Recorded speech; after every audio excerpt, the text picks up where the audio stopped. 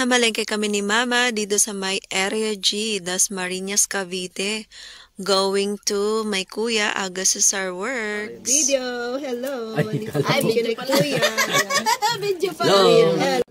Nag-crave kasi si kuya or nag-request kasi siya ng porky dinuguan. Ayan. At syempre gagataan natin yan para mas lalong masarap. Ito yung unang pagkikita namin mula nang magbakasyon ako kasi medyo busy kasi ako. At ayan na nga, bumili rin ako ng pasalubong na almusal na suman malagkit at suman kamoting kahoy. At syempre bumili na rin kami ng pangsahog, bale porky at saka meron din kaming chicken pang tinola. Yan, magtitinola rin kami para naman may sabaw. Medyo mahilig din kasi yun si kuya sa may sabaw or sinabawan na may gulay. At ayan, nakipagtawaran muna si mama dyan, charot. Ayan, video ko siya habang siya yung nag-a-assist sa pamimili ng mga ingredients or ng mga sahog. At ayun nga, medyo nag-enjoy ko sa pamamalengke kasi kakaiba to kesa dito sa UAE.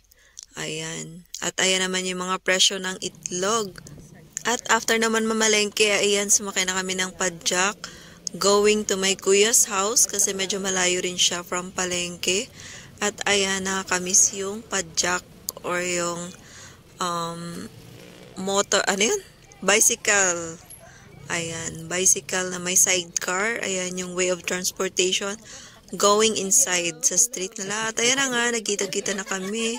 At super happy kami. Super happy yung kuya ko and his family. Lalo yung baby niya na napaka-sweet. Ayan, pag-kiss-kiss, dikit-dikit daw siya sa akin.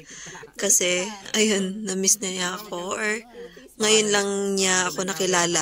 Dahil baby pa siya nung huli namin kita. Ayan, thank you so much for watching. Pahag naman si Aga Star Works at si Mama Ella Bon. Ayan, happy family talaga pag nagkikita. Thank you so much. Bye!